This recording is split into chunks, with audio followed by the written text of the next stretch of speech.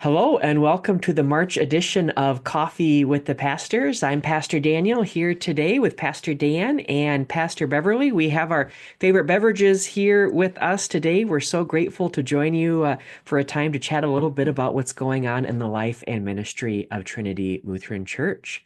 Happy Ash Wednesday. Yes. Is Same that to a you. thing? Happy I Ash? don't know. Yeah, can you say happy Ash blessed at? I was thinking about that as I posted the service updates on my Facebook page. Do I write happy Ash Wednesday, blessed Ash Wednesday, keep your head down, it's Ash Wednesday and be humble? Well, what is the greeting? We'll have to maybe workshop that a little bit to I feel like it's the day that all the liturgical Christians get into really funny and creative memes on social media, right? There's all of these Ash Wednesday related memes, some of them funny, some of them mildly inappropriate. But yes, yeah, it is a special day. if they point to Jesus, then it's all good. Then it's Right.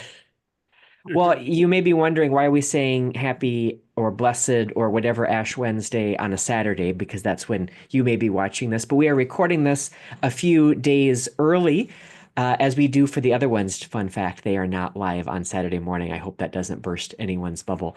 But it is Ash Wednesday today, and it all is also Snowpocalypse, Blizzard March Day. As well. So I thought before we chatted about Ash Wednesday and some of the things going on at Trinity, I'd love to know. Today was a day off of school in Mason City in North Iowa. Growing up, what were your favorite things to do when you had a day off of school for weather? Pastor Beverly, Well, we chatted a little bit Yeah. about this, and you had a very exciting answer that I was not expecting. so there's only one winter that I lived in the north when I was in school, and that we lived in Bloomington, Minnesota. I was in third grade. I have a memory of watching the first snowfall of the winter and being really excited. I remember trudging to school, walk to the school in my big boots in winter. I have no memory of a snow day, whether we had any, whatever, I don't remember. So, yeah. And So the rest of there's the time I was living in warm places like Panama or New Mexico when I was in eighth grade. so there are no snow days in Panama and New Mexico. No. And Ah, there are no other weather days either. It's just, yeah. The school year in Panama actually, is from March to December, because the dry season is when you have the beautiful weather and the flowers, and that's when people want to take vacations. huh. So that's the school year. Now, when I was growing up, I went to the school, Pan American Institute, a United Methodist related school in Panama City, just for kindergarten and first grade. And then we transferred over to the Canal Zone School to be on the same system of the year when we would come to the States. So we were always, you know, doing the regular August to May. Um, or yes, August to May, Hmm. the rest of my life after kindergarten, first grade. But at any rate, so no snow days. No snow days. Well, I would say that's a huge bummer, but it sounds like living in Panama is beautiful and awesome. So maybe that's a better experience. Very humid. I remember my mom on one Thanksgiving day stepping outside, and saying, "Wow, Thanksgiving Day, and look at this weather." And I'm like, "Yeah, a little weird." Of course, she remembers Thanksgiving Day in Iowa. And I remember people feeling kind of like, or, indicating what a bummer to have a birthday in February. It's like, perfect, fine, dry It's a great season, time of year here. bougainvillea in bloom, frangipani trees blooming. Yeah. Oh, that's So awesome. what about you? Do you have a good recollection of snow days? Either of you? I think for me, you went outside. Like it was a day to get bundled up at some point. You had to get bundled up and go out and play in the snow because I think in Iowa and probably a lot of places in the upper Midwest, it's the change of seasons that's the most interesting. So, all summer long you play outside in the nice hot weather, and then in the winter it's exciting to get bundled up and go out and sled. So I remember the parking lot next to the church that I grew up next to. they would push all of the snow to one side, and they would pile it up in a probably 15-foot, 20. It seemed like it was about 50 feet high, but it was probably in reality like 12 feet high. But then we would sled down that onto this kind of frozen creek bed that went the other direction. And man, there were some winters that we spent hours and hours out there playing outside. But I was lucky. I felt like I got to grow up in an era and in a place and time where we could spend a lot of time, my friends and I, outside, playing outside. So we did that all year round, including in winter. Yeah, I have a similar story. I was going to reference the church snow pile across the street because our Saviors in Osage had this massive parking lot, and so they would push all the snow into the front yard of the church, and we played King of the Mountain. And the fact that our ligaments and bones are still connected, it got to be a little intense sometimes. But we would play King of the Mountain, we would sled, but then we dig tunnels through the mountains with these shovels, and I think that still gives my mom anxiety thinking about us digging through and having the tunnels collapse or something like that. We'd have these huge tunnels going through the different parts of the snow pile, and it would be fun to get to play with all the neighborhood kids who would come over for that time. So, yeah, the last two winters have been a little disappointment for snowfall. There haven't been big snow piles in the parking lots or anything like that, but lots of great memories of that on school days off. Well, we are in a changing of seasons for the church today, and when you're watching this, perhaps all the snow is already melted because I don't think it's going to be cold, thankfully, very long here in North Iowa. But today is Ash Wednesday, and so therefore it is the beginning of the season of Lent, a new season in the church. And one of the big parts of confirmation that we try to do is teach the different church seasons and why, we look at the colors on the banner to make that's an indication there's probably a change in church season. But I think this is a good question to throw out to adults because we Lent is kind of a church lingo word. And so one of my favorite questions to ask confirmation students about lots of different things in faith is to explain a religious concept to someone who's never heard of it before. And so I'm going to throw that question out to you both today. We're not talking about Lent, right? The stuff that's in your pocket, right? We're talking about Lent.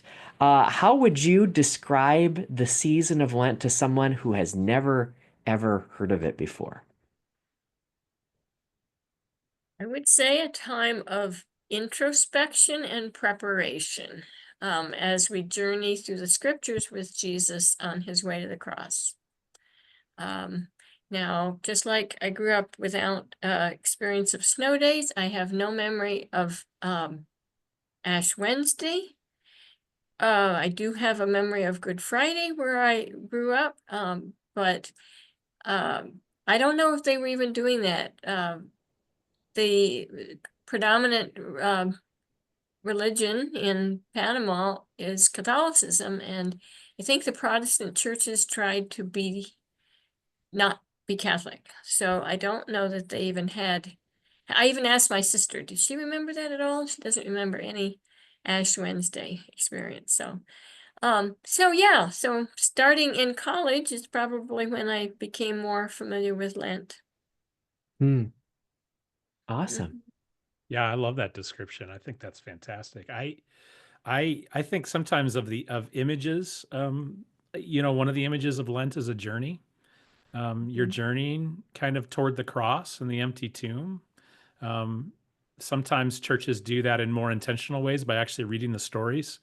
And particularly when you get to Holy Week, you sometimes do that story about the Last Supper, and then you do the story about the crucifixion, and then you do maybe Palm Sunday, that Sunday before Holy Week, you do when Jesus enters into Jerusalem. So there's a literal kind of following the journey, but it is kind of a personal journey of spirituality too. I think Lent's about a time of training. It's a little bit like training camp, We like to talk about baseball. So spring training is a time where even grown professionals, the greatest players of baseball in the world, they spend time doing ground balls, and they spend time practicing bunting and how to cover first if a ball goes over there. I mean, those kind of things that you do when you're just starting the sport. And I think in some ways Lent is meant to be that for Christians too, that we are to practice some fundamentals thinking about who we are in terms of our brokenness and our salvation, thinking about what does prayer mean in our lives. For some Christians, I don't think it's emphasized for Lutherans as much, but for some Christians, fasting is a practice that's encouraged as a way to kind of focus and kind of do what you were talking about, Beverly. So, and we've got some disciplines that we're offering people along those lines. So I think, yeah, a journey and maybe kind of a time of training camp or focus or exercise in a way, exercising our faith. I like that a lot. I mean, any connection to baseball is always wonderful. But yeah, for me, the season of Lent is a season of intentionality. When I think of some other religious traditions, I don't know a whole lot about them, but I maybe know some seasons that, like, I think it's Ramadan right now, or it's starting very soon, right? And this is a very intentional season where Muslims, right, are practicing their faith in some very particular ways.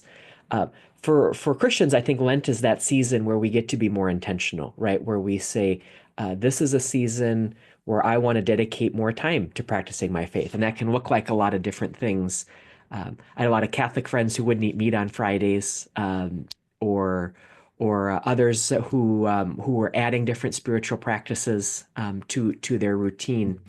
And for me, it was this chance of, well, here we have 40 days, or really it's 47 days if you count the weekends, right? And if I want to be intentional about my faith life, if I want to spend some more time with Jesus, right, this is a really concrete time to do that, right? Because the church probably has some more worship opportunities to go to. Maybe if worship is something I want to do more, to spend time with God.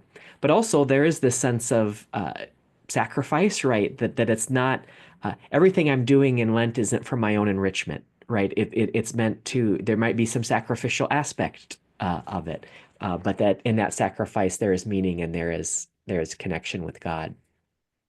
So maybe I'm a creature who likes structure a lot. So the fact that, right, there's the 40 days and there's more events, right, and there's things to get connected with.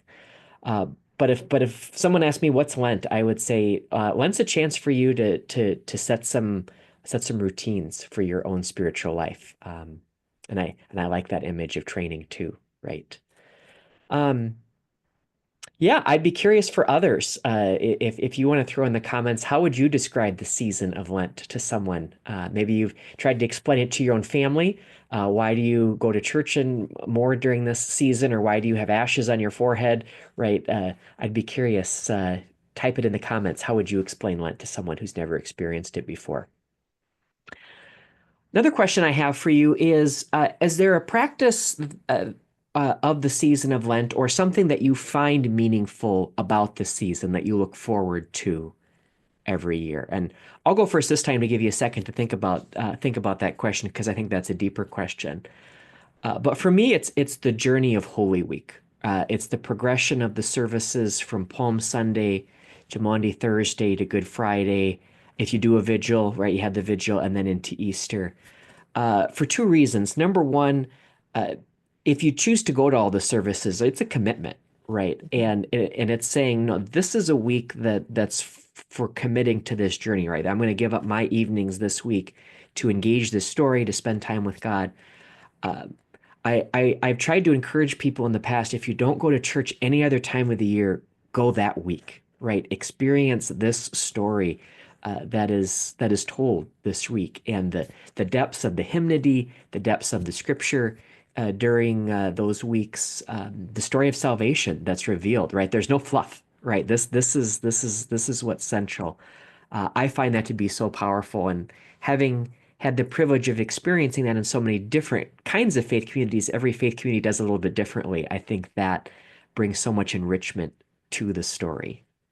So I love the progression of Holy Week, right? Those very special services that we have that week that really puts the cross in the center, right? And helps us see Jesus as the crucified one, but then also the joy of the risen one. I once had someone very surprised why we were celebrating on Easter. This is or why we should have been sad that week, because they'd been to Palm Sunday and Easter, but had missed everything in between. It's like, what Wow, church is always this happy place. Well, yeah, well, we missed this whole week of the story, right? I love that the week tells the fullness of the story, not just the two high points on Palm Sunday and Easter. But other favorite spiritual practices that you practice during Lent or other meaningful parts of the season for you? Well, I resonate with what you said as far as the focus on Holy Week. Um, During Lent, it's dependent on where I've been living, but oftentimes there are midweek services shared ecumenically with other churches. Mm, And that has been a very enriching time to hear other pastors preaching, but also to get acquainted with some of the other congregants in the other churches in the communities where I've served. So building community and enjoying seeing each other, and it's often with a meal. mm, So that's been a fun time too. Fun as far as enriching. But I agree with you as far as Palm Sunday to Easter, and in some churches where I've served, we've had Palm/Passion Sunday for that very reason. That if you go to Palm Sunday and it's all celebration, and then you don't have any of the midweek services, you get to Easter Sunday, you've missed the whole reason for the season. mm, And so in order to help people not miss it, they add the Passion story at the end of the Palm Sunday for Sunday, which doesn't stop doing the midweek service. It adds a little something more if people don't go to the midweek services. So mm. I'm looking forward to experiencing Lent and Holy Week at Trinity, and finding out what practices have been in place, and who comes. Is this a particularly, does it change? Folks who want to come to the Lenten midweek services different than those who might come to, Wednesday services other times of the year. And yeah, very much looking forward to it. Mm. Yeah, for me, I think worship was a big tradition for a lot of my years growing up and even into my time serving as a pastor in churches. The midweek services during Lent is a really unique thing because you don't often go to church, go to worship on Wednesday nights, at least not in the congregations where I grew up.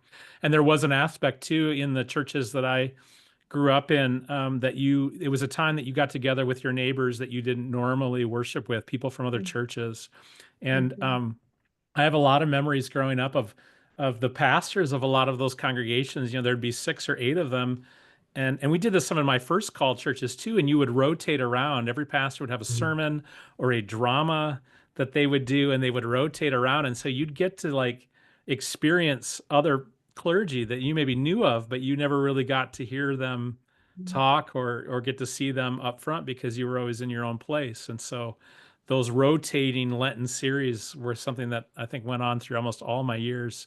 And where I grew up, almost all the churches in the country around us were named St. John. So it was always trying to figure out now which church are they from, because they're almost all St. John around the town where I grew up.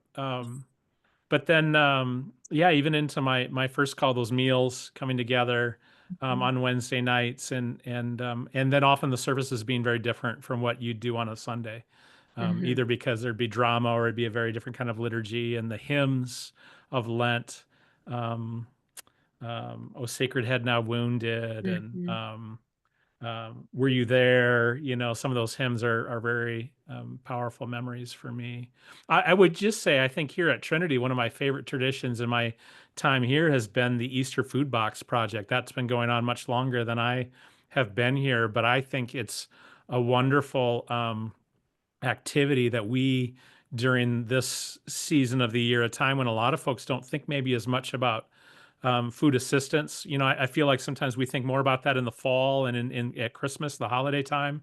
But I've always loved that here there's this effort to try to deliver a box of food to those who would appreciate that this time of year, and that it happens on a large scale. 80, sometimes over 100 boxes get delivered, and our members actually take them and make that connection. And a whole bunch of people each year get involved in the donating or the packing and that kind of thing. That I love that tradition here. I just think it's lovely.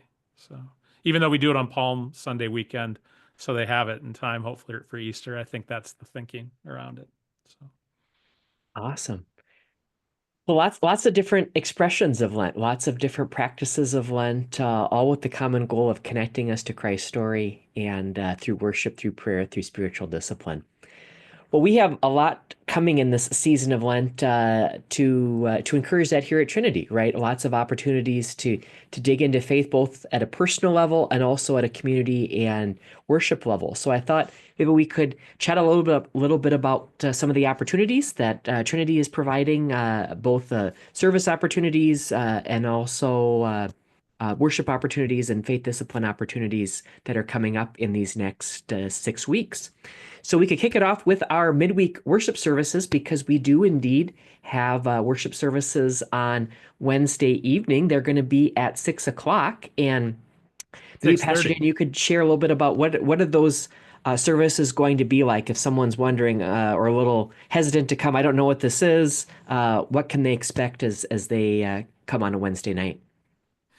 Yeah, so the meal's at 6 o'clock, and then the service starts at 6:30 each week. And those services on 6:30 are going to be brief, probably 30 to 35 minutes. They're going to be fairly simple in form: a prayer, a litany, a few songs, most of them very familiar songs that we'll sing together. We're going to be in the sanctuary this year. The last couple of years, we have done our Lenten midweek services in the gathering space.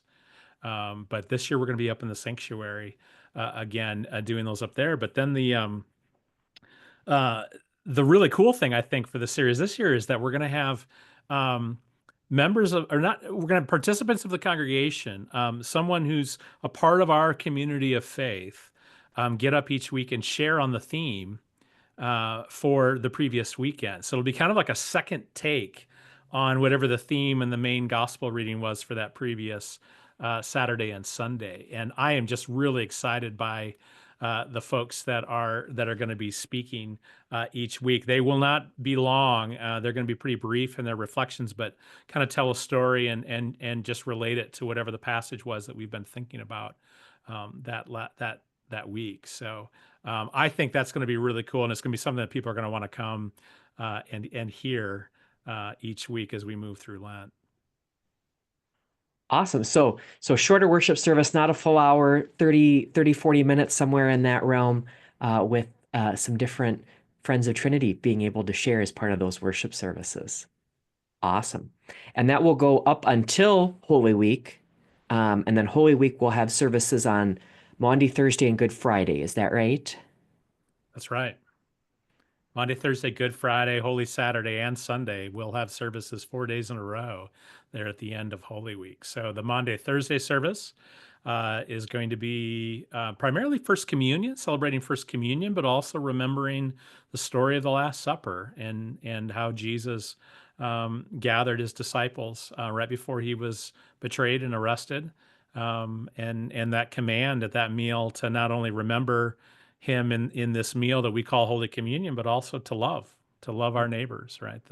That's where the Monday comes from, the mandate, the command to love your neighbor as God loves us. So that's kind of what Maundy Thursday is about, and that'll be an evening 6:30 service as well. And then Good Friday will feature Trinity's musicians. We will have a cantata featuring our choir, and I think the bells and some other musicians possibly will be a part of that. It's always a beautiful evening, a wonderful way to think about the crucifixion of Jesus' death and suffering on our behalf, to do it through music, something Christians have done for centuries, right? I mean, some of the great works of music are based on Jesus' passion. So that'll be coming. There'll be more details about that as we get into closer to April. And then Saturday will be a kind of a modified vigil service where it'll be Easter, but it'll be a little bit more of kind of what the traditional vigil kind of idea of reading these readings that lead up to Jesus' suffering and death, and then thinking about his resurrection in light of that, but not quite the triumphant way that we do often on Easter morning at our festival services. I think we should create a punch card for that week, right? For if you make it to all of them, you get Jesus is the prize. So we can't give you a prize that's better than that. But lots of great opportunities during Holy Week to be able to worship. Awesome. Well, besides worship opportunities, we have some other opportunities to engage our faith and practice it. I know you have a copy, Pastor Beverly. Could you hold up our Lenten devotional? This is a reading guide through Scripture in the season of Lent that goes through Luke's Gospel, and it's a chapter a day, a chance to read through that gospel, and then some other selected readings to help supplement that and with some reflection questions. Whether you're someone who likes to journal or someone who likes to just think about questions through the day, there are some questions to reflect on the scripture readings for that week. Uh, as people who read scripture, why would if this wasn't a part of someone's routine, why would you suggest it's important to spend some daily time with God's word each day? It gets us, it puts it into us, I guess, in a way. Because unless we read it, we don't have it to draw upon when we need it and when we might be away from the Bible itself. I think the more it becomes part of who we are, then the stories become alive and relate to us, then it's there for us when in times of need for ourselves or someone else. Awesome. I like too that that this particular devotional kind of process is really asking us to read through the book from beginning to end, read through the Gospel of Luke from beginning to end. As as Christians in a tradition that we often use the lectionary, we do just little snippets of readings and worship. The one thing that we often miss is the fact that the books of the Bible were often written, many of them were written to be a work from beginning to end, a story from beginning to end. And you lose sight a little bit of where certain, like you'll hear a story and go, oh, I know that story, but have no idea where it fits within the larger kind of narrative, right? And so I'm really excited as we are looking on the weekends at different stories in Luke for our people to be reading the gospel as a whole from beginning to end and get that sense of how it was really meant to be heard, which is kind of as a single work, a single story of telling about the life of Jesus. So I think that's a great experience, and one that honestly a lot of us probably haven't done very often, of actually sitting down and reading, even over a number of days, a book of the Bible that way. And that's interesting, isn't it? I remember discussing that in seminary. What other book of the Bible or what other book do we just read little sections of, like just in the middle of the story and then move on to a different part of the story? And obviously there is an organization of the lectionary of why it is the way it is, and that's helpful in some very important ways. I do think it is really powerful to read stories from beginning to end and to see how that may change things. What is if we read a story of Jesus healing someone and then something happens right after it, right? Maybe those two stories are playing off of each other. I remember I was a summer camp counselor, and one of our staff activities was we read the entire Gospel of Mark in a row, like out loud, as we walked around camp. And so we were following around this person who was reading this story to us. It was meant to kind of simulate following Jesus, right? And listening to the story. And it really was interesting at the end to say, what were your impressions? Because some stories popped up that, oh, I didn't know that happened, or I forgot that happened, or wow, that happened right after this, right? And that does shape how we hear the story. And so I'm hopeful people take this opportunity to use this season to read through Luke's gospel and some of the other stories that are included as well as a chance maybe to start a discipline if it's not already a part of your routine, or to get back into a discipline if it once was, as a chance to get to know Jesus' story a little bit better. If you're somebody who likes to process experiences, if you're choosing to do this, we do have these printed devotionals both on the church website and by the office in the Welcome Center. But if you're someone who likes to talk about these stories and wants to process it with other people, we will have a gathering on Monday afternoons during the lunch hour. If you want to bring your lunch, we'll chat about whatever passages have come up this past week and see what we think about them and what we learn about Jesus from reading them. So one way to connect with God and spiritual discipline this season. or start your own, right? I mean, like Yeah. this comes like custom ready to like grab a friend or even like within your family or Yeah. whatever is the way that's best for you. That if you're that kind of person that likes to talk and process, this is a great chance to form a little group for a limited time, do it for the season of Lent, and see the difference that that makes. Absolutely. Absolutely. Well, let's chat a little bit about our Lenten theme for the year. So we have a sermon series that is coming up. That's starting tonight, Ash Wednesday. But we'll be beginning tomorrow as you're listening to this on Sunday. That is entitled "Everything in Between: Meeting God in the Middle of Extremes," which was a title that definitely caught my attention. And um, I would summarize the series as each week there are two different words, right? And words that we may think are opposites from each other or binaries from each other. But the series is meant to explore how these two words actually connect with each other, or how God is found in the midst of both of these ideas coming together. Is that how you all would describe it too, or would you have other words to describe the theme? Sounds good. That sounds good. Well, Mhm. could we maybe read off some of the themes so that people can kind of know what themes are coming up? And then maybe we could share, we've looked ahead at some of these themes, which one we're maybe most excited to explore, whether that's our preaching week or not. And that can just give a little bit of a sneak peek into what will be coming up in our Sunday services. So, does someone have them pulled up? I have them pulled up too, unless if anyone doesn't. Yeah, I can do them quick. Okay. So all of the stories that the series is based on, they all come from the Gospel of Luke. There are a lot of familiar stories, I would say, for people that are familiar with the Gospel at all. Ash Wednesday's story is Jesus setting out for Jerusalem and having some people kind of wanting to follow him, but also struggling to actually do that because of practical reasons. And so the two words are intention and action. The first weekend in Lent, stranger and neighbor, that's based on the parable of the Good Samaritan. So thinking about strangers and thinking about neighbors. Mary and Martha hosting Jesus. That story, we're going to focus on faith and service. So you think about Mary and Martha in that story. Rest and growth from the parable of the fig tree. Lost and found, the parable of the lost sheep.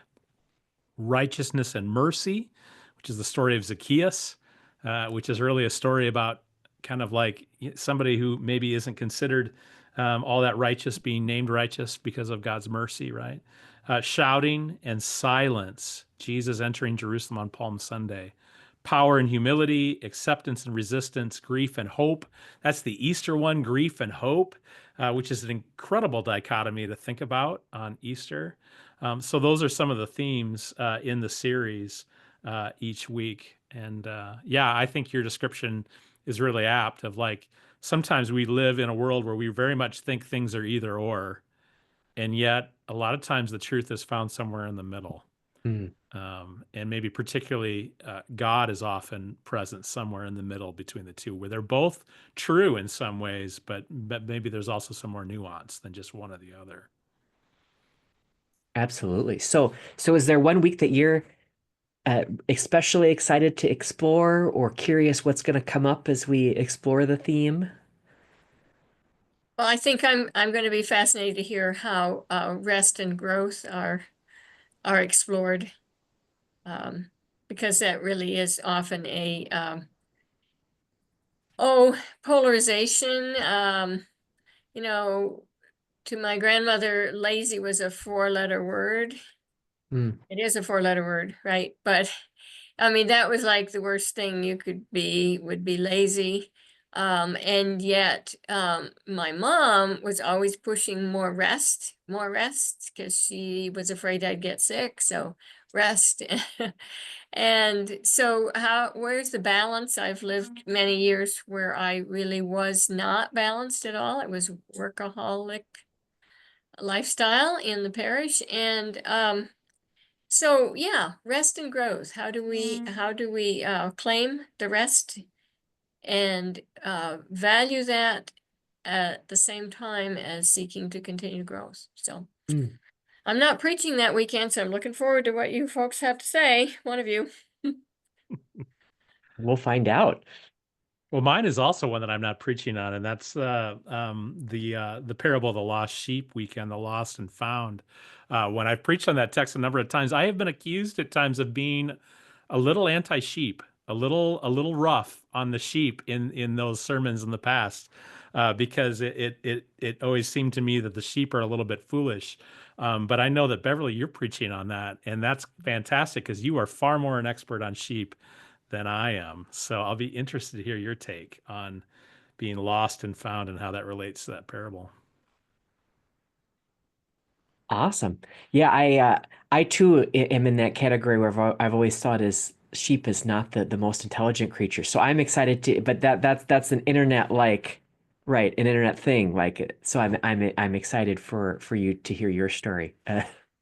Sheep are not dumb. They are not dumb. You just have to learn to think like a sheep. Very good.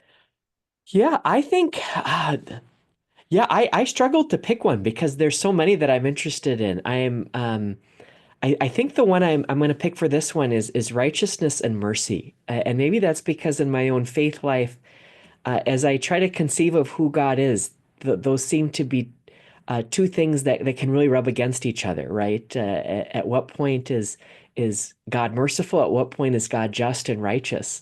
And what then that extends to us as well, right? At what point have we received mercy, and at what point are we called to be righteous? And so that's a paradigm where I've often felt stuck, right, in this pendulum swinging back and forth. And so I think Zacchaeus is a really interesting story of a character of someone who's probably pretty despised by his community, but as a character who, when he encounters Jesus, he's changed.